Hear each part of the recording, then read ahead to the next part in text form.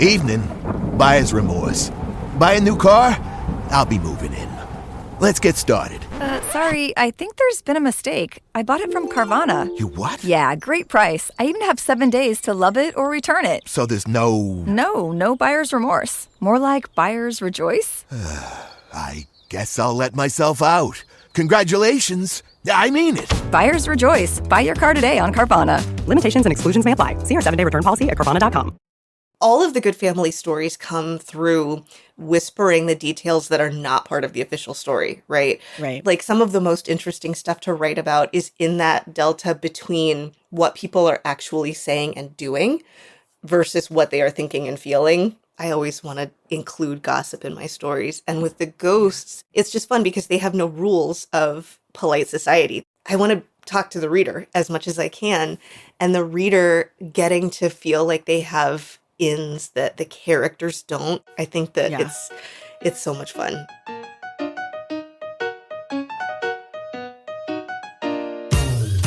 Welcome to The Stacks, a podcast about books and the people who read them. I'm your host, Tracy Thomas, and today we are joined by author Shannon Sanders to discuss her brand new book, The Great Wherever. This book follows Aubrey Lamb, a young Black woman who inherits her late father's share of a Tennessee farm filled with family history, secrets, and gossipy ghosts. Today, Shannon and I talk about first and third person narration, why she wanted to follow up her award-winning debut short story collection Company with a huge sweeping family novel, and how she came up with all of the names. Our book club pick for July is Behind the Beautiful Forevers, Life, Death, and Hope in a Mumbai Undercity by Catherine Boo, and we will be discussing the book on Wednesday, July 29th with Juliana Hobner. Everything we talk about on each episode of The Stacks is linked in our show notes. If you like this podcast and you want more bookish content, are looking for a community full of readers, consider joining the Stacks Pack on Patreon and subscribing to my newsletter Unstacked on Substack. In each of these places, you can get different perks. Over on the Patreon, you can have access to the Discord, attend our monthly virtual book clubs, be part of the Mega Reading Challenge. And then over on the Substack, you're going to be reading my hot takes about sports, pop culture, books, and whatever else I'm into. And in both places, you'll have access to the nonfiction reading guide that is only available during the summer and monthly bonus episodes. Plus, by joining either the Substack or the Patreon, you make it possible for me to make this podcast every single week. Head to patreon.com/thestacks to join the Stacks Pack and check out my newsletter at tracythomas.substack.com. All right, now it is time for my conversation with Shannon Sanders.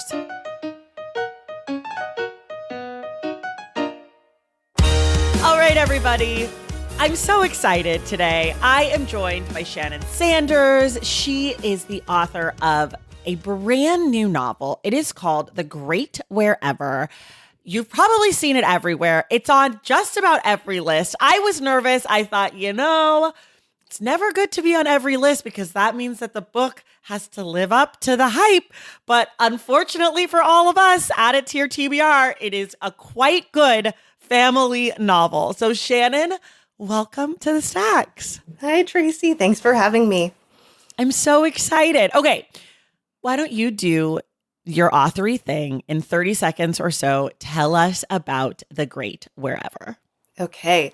Elevator pitch. The Great Wherever follows Aubrey, who's a woman in her early 30s, who's going through some life stuff and not really thriving at the moment. She is on the heels of a recent breakup.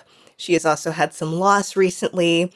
And she has inherited a piece of family property or a share in a piece of family property. So she goes to sort of investigate it and meets some relatives who are co-owners of the property. And her journey to kind of understand that land is narrated by a ghost of an ancestor who should have gotten to inherit that land but didn't get to, and has all sorts of opinions on what Aubrey is doing. I was nervous about this book because, as you know, I don't like anything scary. And I DM'd you and was like, tell me a little bit more about this ghost. I was like, is it even a little bit scary? And you were like, no. But I asked my editor and she was also like, no. So anybody who's scared of anything, let me just, as the scaredy cat, resident scaredy cat of all of our reading lives, this book is not even a little bit scary. Like there's nothing, they're not haunty ghosts. They're like observant, gossipy, hang out ghosts. Yeah, fully. Okay, I'm so glad to hear a scaredy cat validate that because I am a huge horror fan. Oh, okay. And I know that my calibration is probably a little off. So what I think is not scary, I know that's not necessarily the universal standard. Oh no, this isn't scary. The Okay. ghosts are more like, I would say the ghosts are more like watching their favorite sitcom ghosts Yes. as Yeah. opposed to haunting a piece of land ghosts. Totally. Yes. Agree. Like they're like me, the reader. They're passing judgment. They're doing chit chat. They're filling in the blanks. It's like, oh, here's what you missed last week on Yes. Our Life Down Here on the Farm. It's definitely not like I'm gonna, trap you in a spider web and then have a tarantula suck your blood or whatever. I don't know. I don't even know what happened. I don't even know what scary ghosts do. I just know they're not these people. No, yeah, they're not slamming doors and kind of like being, boogeymen or anything like that. They are definitely more of a Greek chorus, I would say. Yes. Who are there to sort of establish what's going on and, like you said, be kind of the proxy for the reader and make sure that everybody is on the same page. Talk to us about the ghosts. How did you get to Ghost as narrator? Yeah. Well, I had the idea for the story, kind of the through line of the story, which was young woman inherits family property and has to rise to the occasion of receiving that legacy. And I started working on the book. I wrote the first scene, which takes place at just a restaurant in the DC area. And as I was drafting it, this is the scene where she goes through this breakup, which is not a spoiler because that's like the very first thing that happens in the book.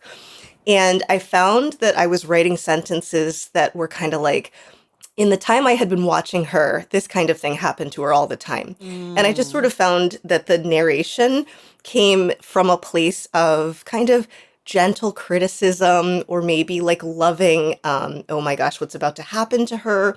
And I do feel like as a writer, the voice kind of usually announces itself and the POV usually will inform what the book is or vice versa. Those two things kind of work together. So it felt like it sort of made sense with the story as I was starting to see it, which was, look what this child is doing, which is sort of the tone that the ghosts relate to Aubrey through for the most part. Yeah. So basically you kind of had that was already happening inadvertently, and then you were like, okay, I need to name this or like make this voice that I'm getting make sense for the story. Yeah. And I guess because then the character who is that ghost becomes such a part of the story too. Yeah. That wasn't clear to me right away. You know how there's that meme that's like, okay, I'm going to wake up, question mark, question mark, question mark. It's over for you, hoes, and there's sort of like what's going to happen in the middle. What's going to happen here? Yeah. I knew I had the setup. I always had the ending. And it was just like there was such a journey that had to happen for me to figure out what the substance of the actual story was. But I did not necessarily have the answer to that as soon as I had the voice that I wanted to tell the story through. I see. Yeah. I see. So are you one of those writers that like how did you come up with the answer? Like, what's your process?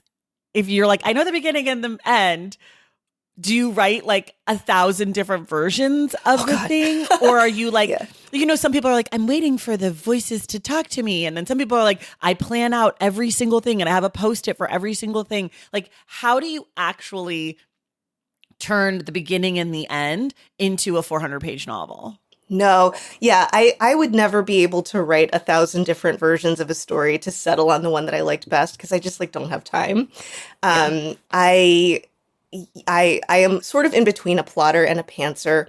I usually do have an outline of some sort. Like I said, I always start with an ending because I know that I want to be working toward that ending at all times. And so I really want Would everything. you ever change the ending? Would you ever like have an ending and then be like, oh shit, this isn't even that good anymore once you get there? Yeah, Okay. sure. I would, I think. I don't know that has ever happened to me, but that would be like an exciting development that could happen during the writing. Yeah. Sorry to interrupt. Continue. No worries. Yeah.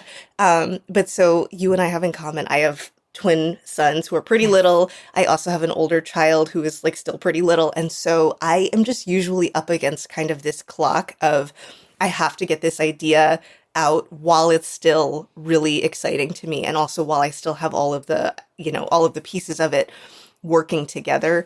And so rather than doing a bunch of aimless drafting, I usually try to set little lily pads for myself. And so it'll be, okay, I really want this to happen. I really want there to be a scene where they're all having dinner together. I really want, to get her to this location. And then the fun part is getting to figure out where we go in between to find our way to that next lily pad. This is a huge intergenerational family story. Why did you want your first book is a short story collection, and it's a teeny tiny one. It's a very short story collection. This next book is a big boy. It's 400 pages. It's a lot of people. It's all, it's intergenerational. So it's all connected. We go back, I think, as far as Aubrey's great grandparents. I think 7 times. Yeah. Mm-hmm. So like we are back in slavery. Mm-hmm. We are coming up to the very much present. Like we get to at least to a little past COVID. Mm-hmm. Why did you want to tell such a big story? What was it about that was exciting to you? Yeah, I mean, okay, and so caveat for my first book, because it's a much slimmer book, but it's 13 stories. There's bunches and bunches of characters in it.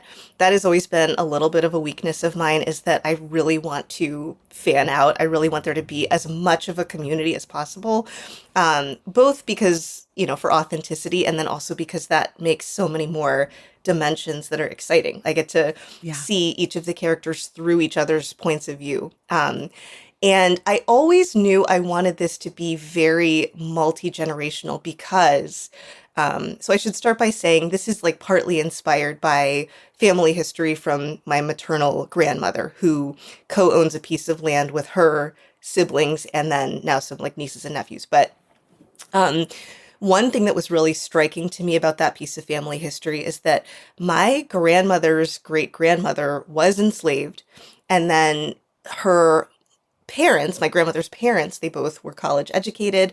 They had kids who were all college educated. They own this land. And so there is so little chronological distance between one state of being and then this other one that looks so different. And I was writing this around the time period when we were kind of in like our hangover from the Great Reckoning of 2020, and DEI was beginning to be a naughty word again.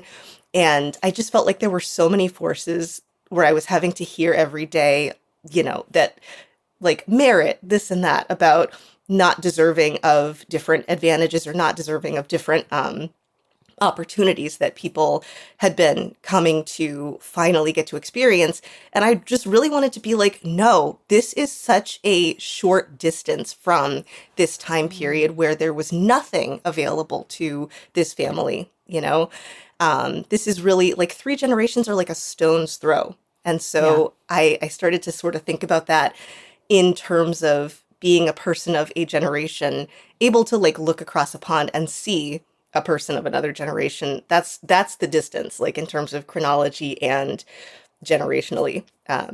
So that was exciting to me. And then I also just really enjoy getting to tell lots of stories. And if a book has, as I think this one does, I think there are like something, maybe 47 named characters or something like that is what I was told. And who tells you that? Your copy editor? Yeah, because they have to send you a style sheet where they list all the names and make sure they're all like spelled right. But so that many people just means like that many more opportunities to come up with good gossip and to get more little bits of story in there, even if they're not part of the main story. Yeah. I mean, you know this about me. I don't read a ton of novels. Like I'm not really a novel person. I do like a family novel. I do like in my family, I can tell you how all of my cousins are first cousins once removed, second, like I know all of that like family tree stuff. I just call everybody cousin, but like I can actually do it. Yeah. And so I was thrilled by the sort of challenge of that in this book because there's lots of siblings, and then who has these kids and how is this kid related to this kid? Because the way that the book, I don't think this is a spoiler, but the way that that Aubrey, our main character, kind of comes into this land is that she shares ownership of it with different cousins and some of them are of her generation and some of them are of the of her father's generation. And so I really found that also really exciting about the book, that we have this sort of intergenerational story in a way that felt not like, it didn't feel like forced in the way that so many intergenerational stories are, like mother to daughter to grandmother. Like, Yes. it felt more dynamic than that, and like sort of like weirder than that, right? Like so much sometimes family can be awkward. Like if you live away from family that lives together. And I really felt like you captured some of the more awkward bits of Right. family. I don't know. Is that something you were interested in? Always. Yeah. I love that. I really am interested in like aunt niece relationships and like uncle nephew, because like you said, there's a lot of books that are, this was passed down to me by my mother, which actually this book does a little bit of that too. But Sure. I think there's something really interesting about being a step removed from like that direct line. So you get a little bit of insight into what your parent was like when they weren't your parent, and you get to relate to this child who belongs to someone else, but has, but is kind of like an expression of family values that you yourself were raised with. So yeah, I think that's really always fun to play with. And in this book, there is quite a lot of like auntie, niecey kind of stuff that goes on. Yeah, because like siblings, I don't know. I think siblings are more interesting than parent-child to me. Yeah. Oh, yeah. Like I just think sibling is so much more dynamic of a relationship, because I think there's so many rules about parent-child, right? It's like there's a hierarchy of respect. There's like an obligation on both sides of behavior, but I feel like sibling can change quickly.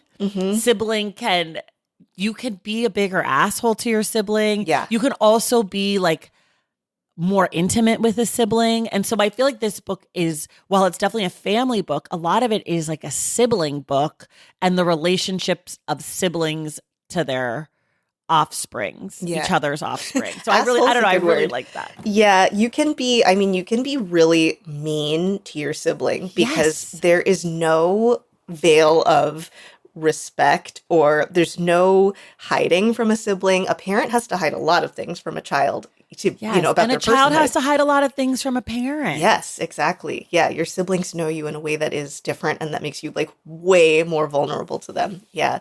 Yes, there's a great scene later in the book, which I won't spoil, where there are three siblings sort of like fighting, and I was like, this feels so right. This feels so correct to me.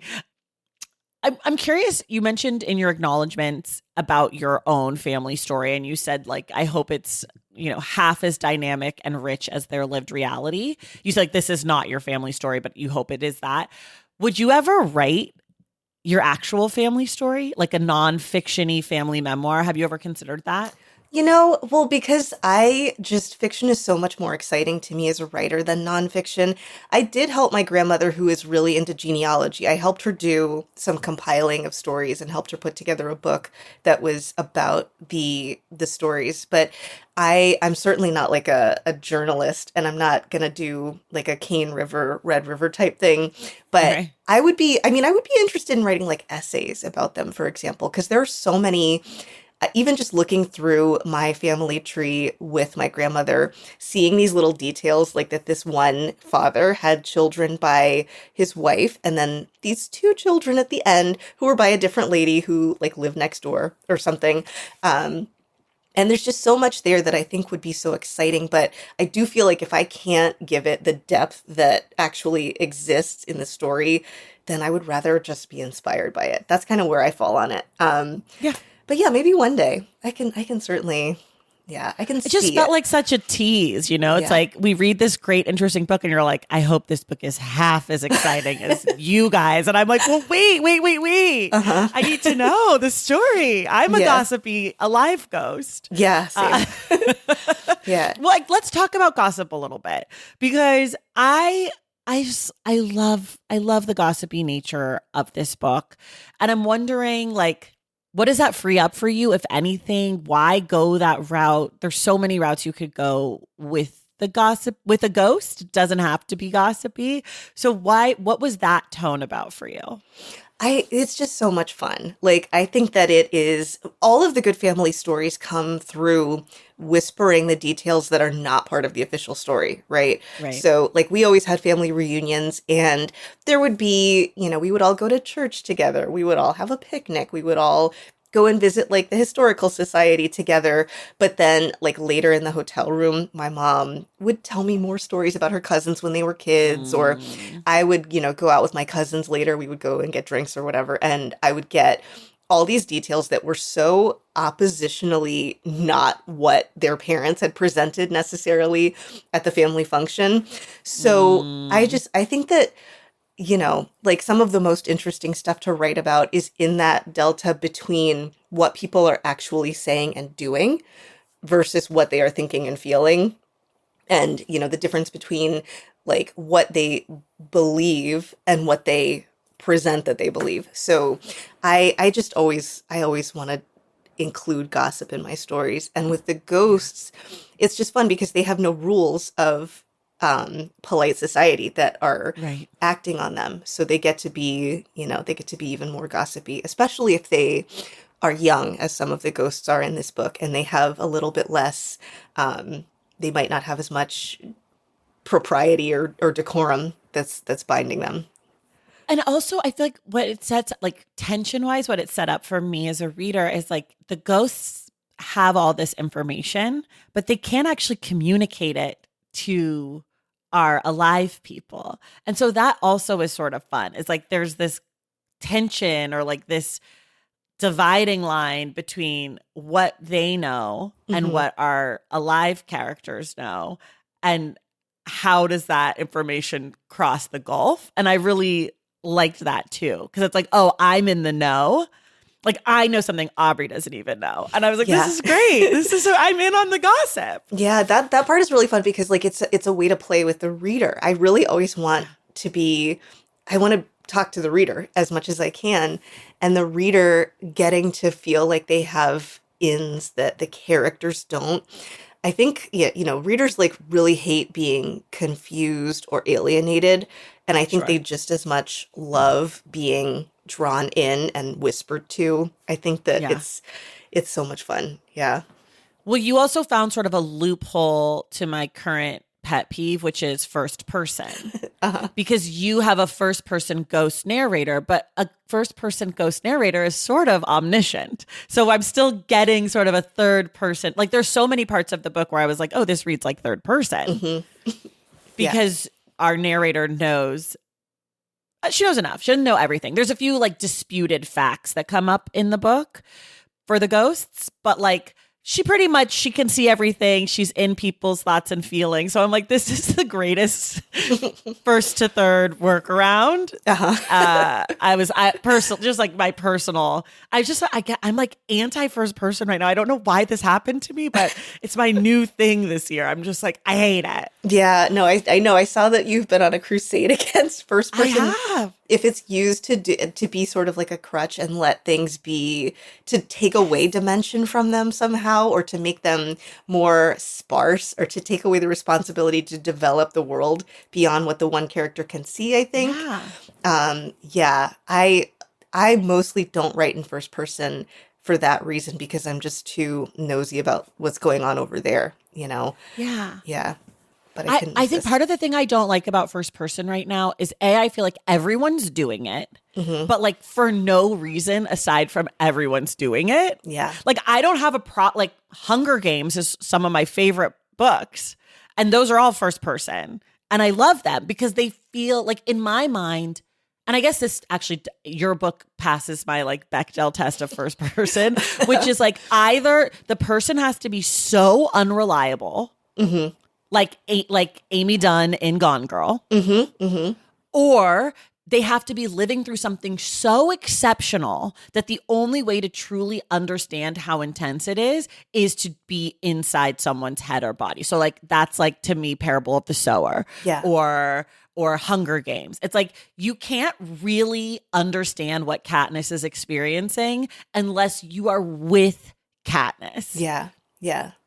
And in your case, I feel like it's such an exceptional premise to be inside a ghost that it works. But it's also a workaround because we still are sort of getting third person. Yeah. Anyways, this is my whole rant. This isn't about your book. But to say that your book did it well. It felt earned. Thank felt like you. an earned first person. Yeah, the rule I always was taught, which like rules are not a real thing, and I don't actually think that people have to follow this if they don't want to, but I was always told you start with third person unless unless an irresistible first person presents itself to you. And so I think that's kind of like echoing what you're saying. If there's something so intense about being with the character that you really have to do it, yes.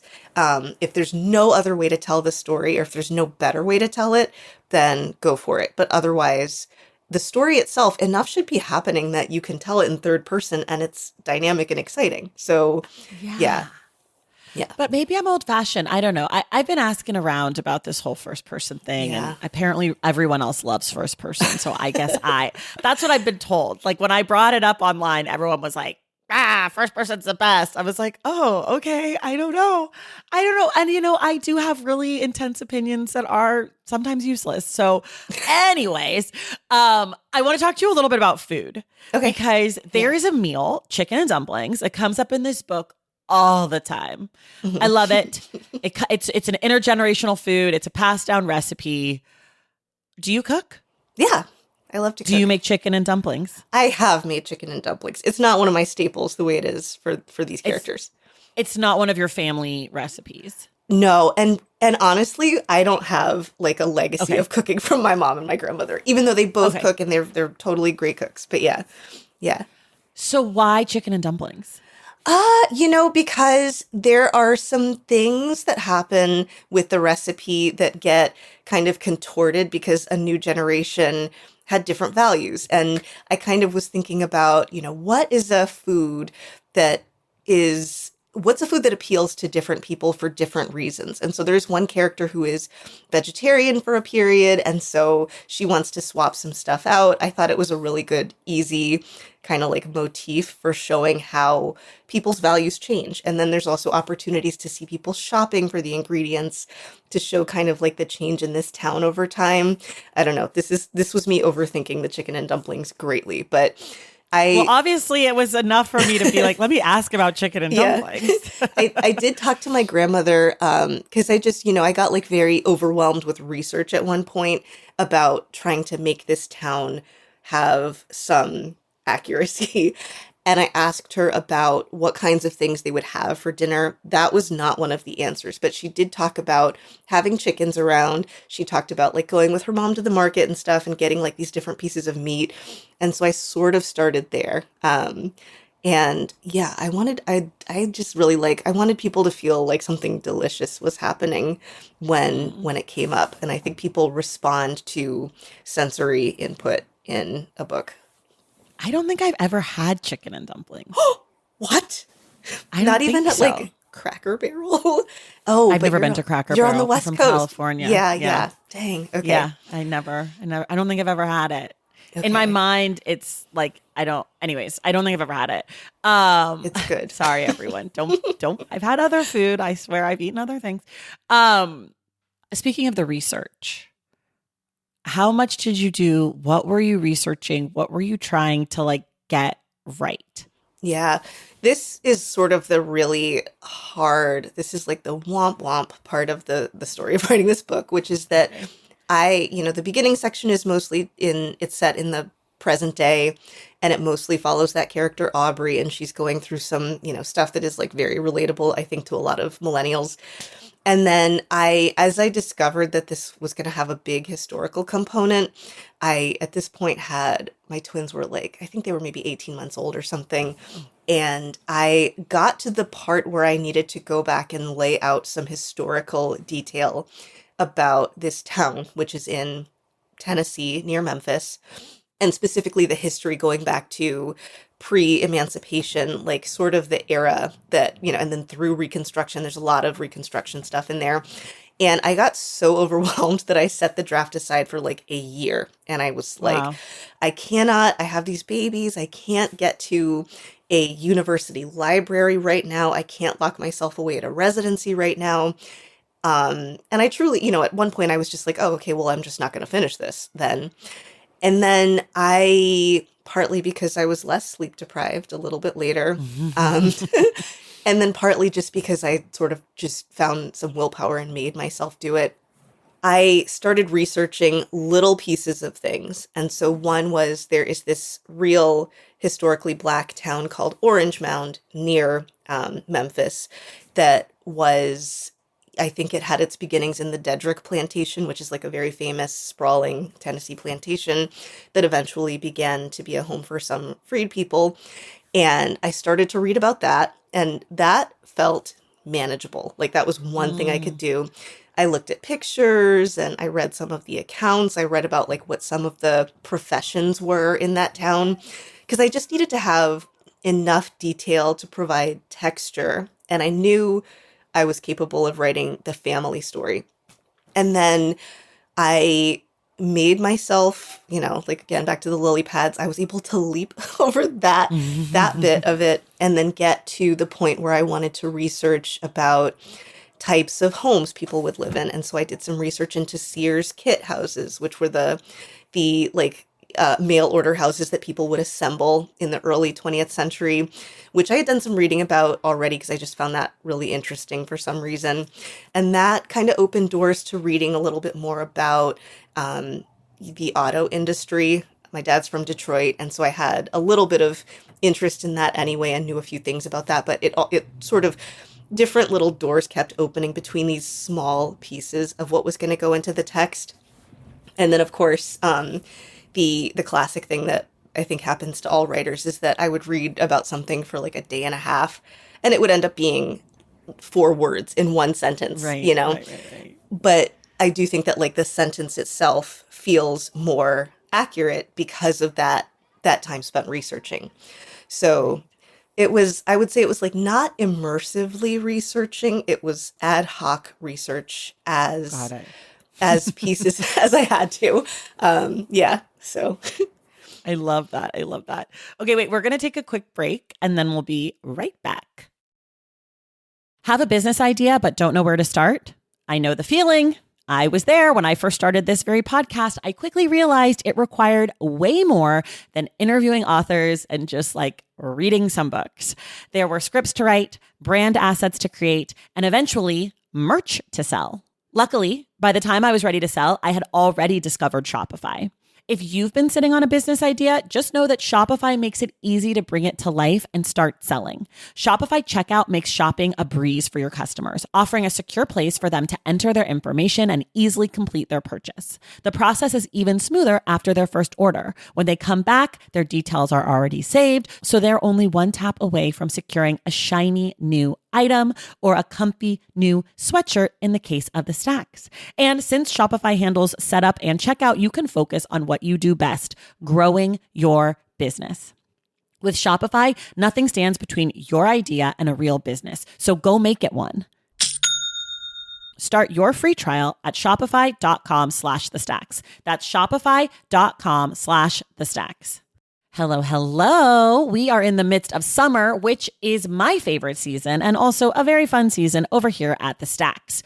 As always, we are bringing you a ton of great new reads, author interviews, and behind the scenes bookish gossip and chit chat. But if you find yourself craving a little more, consider supporting us on Patreon and Substack as well. On Patreon, which is our community-focused bonus content hub, you can join our virtual book club. You can be part of our private Discord. You can read with us for our year-long mega reading challenge. Plus, there are monthly bonus episodes. Over on Substack, you can subscribe to my newsletter Unstacked, where I give my hot takes on books and pop culture and sports and food and whatever else I want. On both the Patreon and the Substack, you also have access to my nonfiction reading guide, but it only is available through the end of summer. So make sure you subscribe now to either Patreon or Substack or both to get access to that. And if you don't have a few dollars to spare right now, don't worry. There are free options on Patreon and Substack so you can keep up with the goings on around here. Making this podcast is a huge team effort, and by supporting my Patreon and Substack, you allow me to support my team so we can all continue to work together doing what we do best, which is bringing you bookish content, this very podcast. So if you or your friends are looking to meet other bookish people, support an independent podcast, come hang out with me, Patreon, Substack, or both. Go to patreon.com/thestacks and tracythomas.substack.com. And we will see you in the stacks. We're back. I want to talk about the names in this book. As you mentioned, there's 47 named peoples. There's also like a lot of place names and just like there's names, lots of names. So how were you naming? How do you name? Whose name did you know for sure? Yeah. Talk about it. Oh, names are so much fun to me. I used to be very, very obsessed with baby name trends over the decades. And so I have like a lot of now useless, because I'm done having kids, useless deep knowledge about like names. But Well, not useless. You're a novelist. My God. Right. Yeah, exactly. Okay. I found a way to use it, even though I'm done having kids. Yeah. You started a career around a passion. The passion was not writing. The passion was children's names. And you were like, Truth. Yeah. What's a job I could do where I use kids' names? Yes. Yeah. Yeah. Okay. Yes. Thank you. I feel better about that now, actually. Yeah. Yeah. And so, like I went into it, I always go into naming a character wanting to be true to the period, true to the class, true to the, like kind of the value systems of the parents of the character. Aubrey and Bellamy, there's discussion about how they're named in the book. They were also characters in my first book. And in that book, they're part of this sort of like slightly bougie Black DC family, where it is the case that a lot of kids are given sort of gender neutral names that are supposed to allow them to blend in and like submit a resume and not be clocked immediately. I enjoyed, there is like a little bit of a lineage of names. There are a great grandmother, grandmother, and so on who have names in conversation with each other. That was a lot of fun because I got to look and see what the top names were in each of those years and try to kind of work around that. There is, of course, this is a Tennessee Black family, and so the Black church would have been a big part of their life. And it's specifically an AME church, and so there are a number of biblical names here. And then my editor, Emily Griffin, who's very brilliant, she pushed back on a couple of names that she wanted me to change. There's a character who was originally named Trip, and his name, she said that sounded like a white, preppy boy. But I have known a number of preppy Black Trips. Who was originally Trip? He became Trey. And so, yeah. And so, because whatever, his name's probably Charles Houston III, right? Yeah, or something. Yeah. But so he's Trey in the book now instead of Trip. And then there's a family they're very WASP coded in the book, but they are also, I just know from writing them, they're partly Irish Catholic. And so there's a character named Bridget. My editor pushed back a little bit and wanted me to change that to something waspier versus Irish, but I was like, no, this has to stay. She is this. Interesting. Yeah. And then other than that, yeah, it was mostly about trying to keep the generations in mind, and it's always the most fun part. I really love that part of it. I loved the names. There's a few names that made me laugh, like Tolliver, obsessed. Oh, yeah. Tolliver, obsessed. One of the sort of like namey things that happens in the book is like there is a last name that is sort of connected to a lot of different pieces in the family. And the family's last name is Lamb. And then there's like the town is named after the plantation owner, and that's Lanier. And then there's like other versions of the name that sort of pop up. Was that something you discovered in your research, or was that something you sort of fabricated based on what you were trying to do with the story? Well, yeah, I mean, I did just happen to know that happens a lot. But also when I was researching with my grandmother to put together her genealogy book, her family name is a Scottish name, and it belonged also to a lot of other branches of the family, both black and white, in Tennessee, where she's from, but spelled in all different ways, and then also sometimes really changed in different ways so that it was almost not recognizable.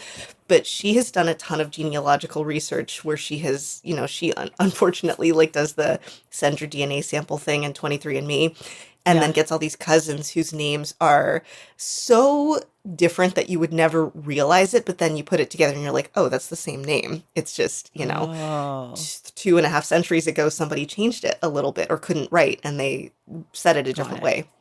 Yeah. So I've tried to do my own family genealogy, and I get stuck on my grandmother's maiden name, which is my middle name. We're from Baton Rouge and from New Orleans, so we're like Louisiana family. And with the French and the spelling, I cannot find anyone with this name the way that my name is spelled. And I can't figure out what the other versions of it are. And so when this part happened in the book, I was like, this is what I'm dealing with right now. Like, and I also know, I think Van Lathan, who does the show with Rachel Lindsay, Higher Learning, Lathan is his last name. He's also from Baton Rouge. And I believe he told me that the Lathans are connected to the Lawsons, Lassen, or something like that. And I was like, well, what is the one for my name? And he was like, I don't know. Or maybe he did tell me something. I can't remember. But anyways, so I was really taken by this as like, there's hope that I could figure out what this French Creole name is. Oh, you totally can. You just have to slur your name a little bit when you're saying it and see if it sounds like something else. Well, it's also because it's anyway, it's like French spelling. So sometimes it has a T, sometimes there's no T, sometimes it's an I, it's an E. Anyways, it's just, I was like my personal spidey sense was like, this is me.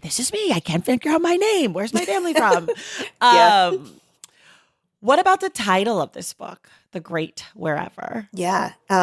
So in the book, of course, the ghosts exist in this kind of liminal space where they are not able to interact with the living, but they're also not completely with the dead. And the narrator at one point refers to it casually as just kind of the Great Wherever. And so that's where the title got plucked from. The current draft of, I guess I should say the finished draft of the book only references it, I think, once, but I think I had them referring to it a little bit more often in previous drafts. And then I also thought it kind of echoed the fact that Aubrey is sort of in this wilderness of her own making of not really knowing what is going on. It did have a different working title. It was for a really long time called just Lanier County, which I understand that is not as good.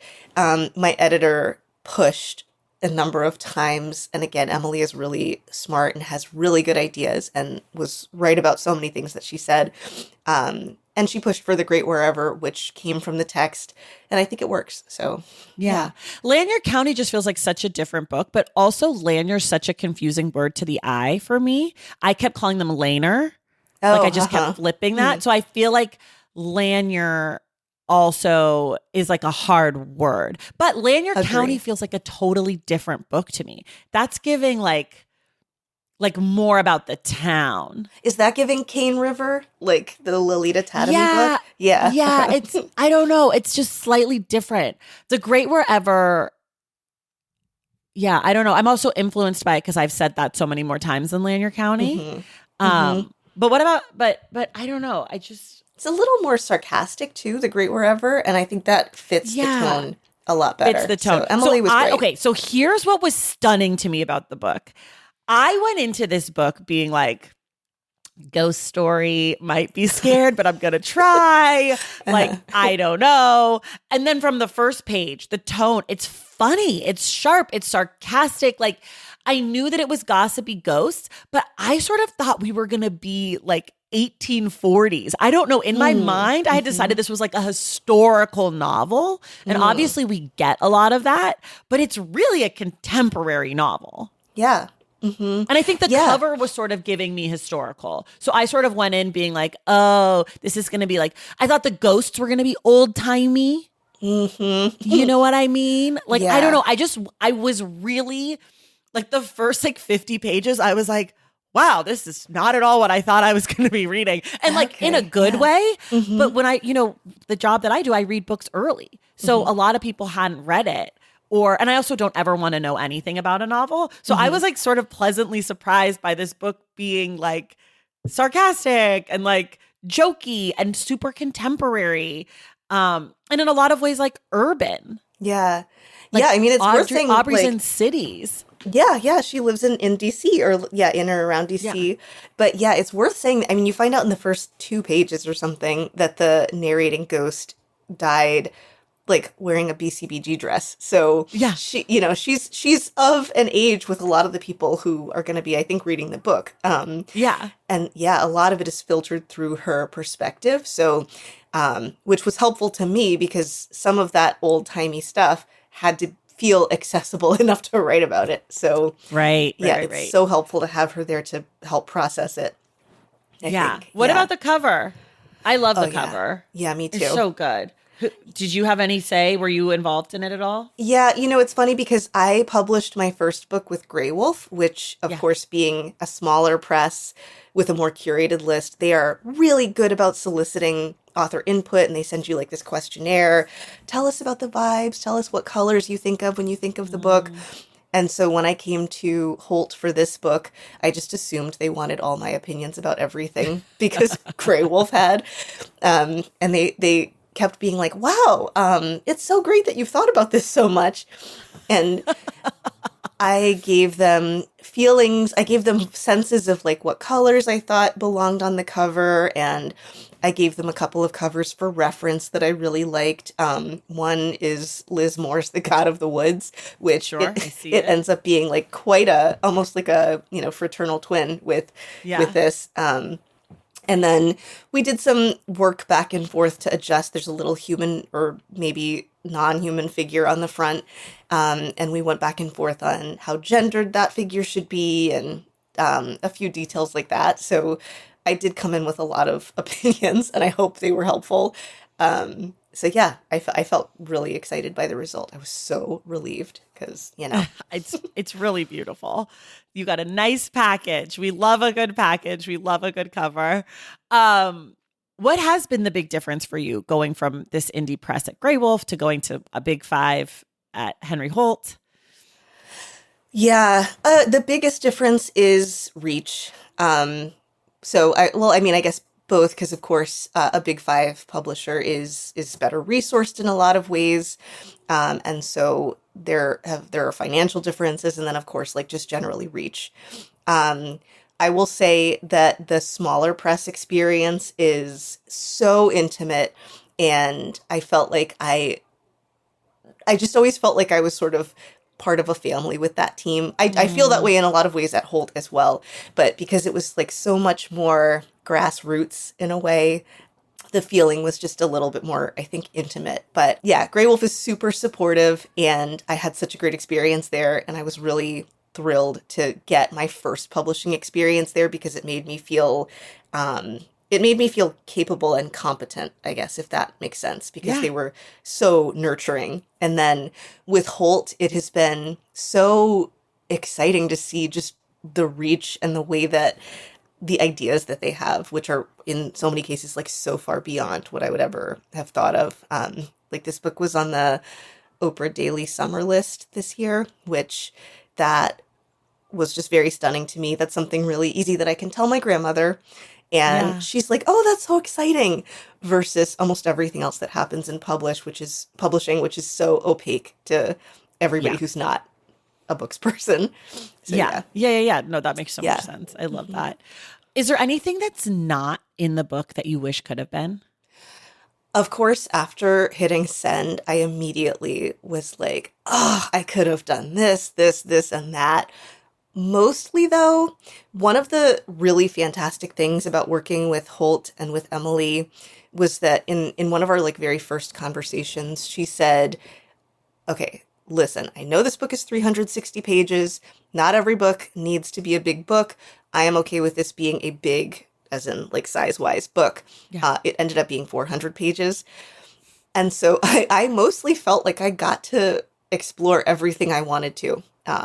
Which I was really excited about. But there are tiny tweaks that I feel like I would have made. They're spoilery, though. They're about like other ghosts I could have added. Okay, you can tell me when we're done recording. Okay, yeah. Now I want to know. Yeah. As you mentioned, you're the mother of 3. I also follow you on social media, so I know you're a knitter. Yeah. You make like the cutest little things for your boys, and I'm like, ugh, I hope my kids never see that other moms are doing cute things like this, because that'll never be me. But how do you write? How many hours a day? How often? Music or no? In the home or out? Snacks and beverages? You know that part's important. Yes. Rituals, all of it. Yeah. Okay, here's where I have to call bullshit on so many writers who have been on this podcast. I don't know which one specifically, but here's what I know. I know lots of writers. I have hung out with them at AWP and at other stuff. I have listened to dozens, probably 100 episodes of this show. I can count on one hand the number of people I have heard answer the snacks and beverages question with the word wine. And that's like a number one writing food group for me. So That's so funny. I feel like it comes up mostly with memoirists. Okay, that makes sense. Memoirists and like personal essayists. Those are the people that are popping into my head who have mentioned either wine or whiskey or something like that. Okay, this makes sense because I am mostly listening to the novelists, I guess. And I know that a lot of career novelists are doing their writing like by day at a desk. And it's maybe one of the main things they're doing that day. So because I have a day job and because I have kids, I have like sort of 2 phases of writing. One phase is I have to get unstuck. I have to get started. I have to take advantage of like this chunk of time I have. And so that's where usually wine comes into play. I'm a red wine lover and I just love it so much. And so that is like very generative for me. Once I'm on a roll, once I have like some momentum and I am starting to be able to write in a more sustained, systemic way, I'll usually get started by like taking a weekend and being like far away from the kids and stuff, and I'll try to get started. And then after that, I am writing every night after they go to bed. So this is like maybe 9:30 p.m. to maybe 12:30 or something like that. Maybe 5 days a week, maybe 6 if I can.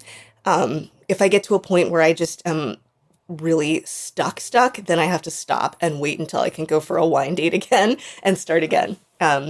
If I'm doing that, I usually have just room temperature water. I don't like for anything salty or sticky to get on my keyboard, so I'm usually not eating like a salty snack, but maybe something trashy like Twizzlers. Just for a little bit of sensory feedback while I'm writing. But if I do, then it's usually like hanging out of my mouth while I'm trying to get through a paragraph or something like that, not even being chewed. Yeah. Got it. Okay. I love that you call Twizzlers trashy. And black coffee. Black coffee is another big one. Yeah. Okay. I accept all of these very specific things. Thank you for presenting us with specific snacks. And I love you calling bullshit, because now I'm going to be like, Shannon said you guys were fucking drinking. I just know more of them are drinking than what are saying it are saying they're drinking. Yeah, I think so. Okay, now I know to push back. I'm going to be like, but what about wine? Yeah. What about a word you can never spell correctly on the first try? I am so narcissistic about my spelling, but the truth is the word resistant. Ooh, I get it wrong good a lot. one. Yeah. Can you do resistance? Well, if I could, then I would. Both of them. I tried the wrong thing both times. Yeah. Got it. Yeah, no, I couldn't do either. So that's a good one. Okay. Wait, can you tell us what your other job is, your day job? Yeah, I investigate insider trading for a financial regulator. Yeah, I'm a lawyer too. Shannon. Yeah. Wait, what? This is awesome. Write that book. Oh, oops. Yeah. One day. They have been supportive of the fact that I also do this. I had to get, permission and stuff. But the arts are fine as long as you're not doing something to compete with the regulator. I want to know about investigating insider trading. I want that nonfiction book. It's juicy also. It's very gossipy. Yeah, come on, Shannon. You're holding out on me. Yeah. Eventually. You're like, yeah, I'm not going to do it. What comes next for you? Do you know? Do you have a next book, a next idea? I do have a next idea. Yeah. Promoting a book is extremely consuming. And the best wisdom that people give is that you should be working on the next thing while you're waiting for this to happen. but it's just so consuming that it's really hard to do that. But I really miss short stories. I'll probably be writing some more just to get that feedback loop going again soon. And then I do have my next novel idea, and I'm going to really try to get ass in chair pretty soon to start working on that wine, too. girl. Get that wine. There you go. Exactly. That's where it comes in handy. There you go. For people who love The Great Wherever, what books would you recommend to them that are in conversation with it? Yeah. I would say definitely Honoré Fanon Jeffers's The Love Songs of W.E.B. Du Bois. Jesse's Homegoing. Those two for sure. I think Donnie Walton's work, the final revival of Opal and Nev, is in conversation with this because of the sort of historical journalism-y kind of. And the tones are sort of similar. Yeah. There's similar vibe. Like that feels correct. Yeah. Yeah. 100%. I'm a big Anne Patchett fan, and Commonwealth, which is a family novel that spans generations and has lots of sibling stuff going on. That'll be my last one. But yeah, that too. Okay. I've never read Anne Patchett. I know. Yeah. Hot take. I don't think I'm going to like it. I don't think so Do you think either. I'd like it? Maybe that's why I'm sort of Commonwealth. Yeah. I'm sort of just avoiding it because I'm like, I don't think it's for me. Yeah, I don't either. But Okay. Thank you for validating this. Yeah. The new book, Whistler with the horse on it, I'm like, I know that's not for me. I'm not even sure that's for me, even though I love Anne Patchett. So yeah. Okay. But, yeah. Yeah. I just feel like her covers are sort of signaling, like her marketing and sales and art team are sort of signaling to me, not for you, girl. Yeah. And I think that's okay. Yeah. Like I can like her as an idea cleanly without having to actually gravel with the work that I probably won't like. She's and then I won't get yelled talented. at. Yeah. I won't get yelled at. I can just be like, she's a great writer. People love her. Never read her. Yeah. But maybe one day I will. We'll see. Okay. Last question for you. If you could have one person, dead or alive, read this book, who would you want it to be? I'm going to say my grandmother, because she is alive and she has a copy of it. She doesn't do a ton of reading on the page at this point, but I would love for her to be able to experience it, the whole text. I would love that if she could. Can she do audio? She can do audio, yeah. But I don't know that she does for novels, but I will try to get it in front of her. Yeah. The audiobook's quite lovely. I listened to some sections just to get a sense of it. Oh, great. Yeah, I got to listen to it too. Yeah, it's good. I feel like it's an improved, because usually for a novel with this many characters, I would never. Like it's too confusing. But I felt like she does a really good job, your narrator, of like differentiating the voices, and the writing is clear enough that there's not that many times where I'm like, wait, who's talking? Yeah. So I feel like I usually am very sensitive to fiction in audio, and this one worked for me. Yeah, she did a great job. Her name is Keeler Lee. I was very pleased to hear the samples that I got to hear. And I guess I'll also say I would love for Honoré to read it. Honoré Fanon Jeffers. Oh. Yeah. And Yeah, she's accessible. I feel like she could read it. Yeah. Come on, Honoré, read the book. Yeah. Did you send it to her? I think my editor did. Yeah. So, Okay. yeah. Fingers crossed. Well, Shannon, this was so amazing. Thank you so much for doing this with me. And just to say, Shannon is a member of the Stacks Pack, so we extra love you. Mm-hmm. Yep, the stacks are so fun. Thanks, Tracy. Thank you for being here. Thank you. And everyone else, we will see you in the stacks.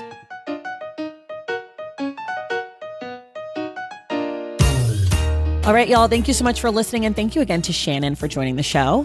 I'd also like to say a big thank you to Abigail Novak for helping to make this episode possible. Our book club pick for July is Behind the Beautiful Forevers, Life, Death, and Hope in a Mumbai Undercity by Catherine Boo. We will discuss the book on this very podcast on Wednesday, July 29th with Juliana Hobner. If you love The Stacks and you want inside access to it, head to patreon.com/thestacks to join the Stacks Pack and check out my newsletter at tracythomas.substack.com. Please take a moment right now to make sure you are subscribed to The Stacks wherever you listen to your podcasts. And if you're listening through Apple Podcasts or Spotify, leave us a rating and a review. For more from The Stacks, follow us on social media at The Stacks Pod on Instagram, Threads, and YouTube. And you can check out our website at thestackspodcast.com. Today's episode of The Stacks was edited by Christian Duenas with production assistance from Sahara Clement. Additional support was provided by Sri Marquez, and our theme music is from Tigirajis. The Stacks is created and produced by me, Tracy Thomas.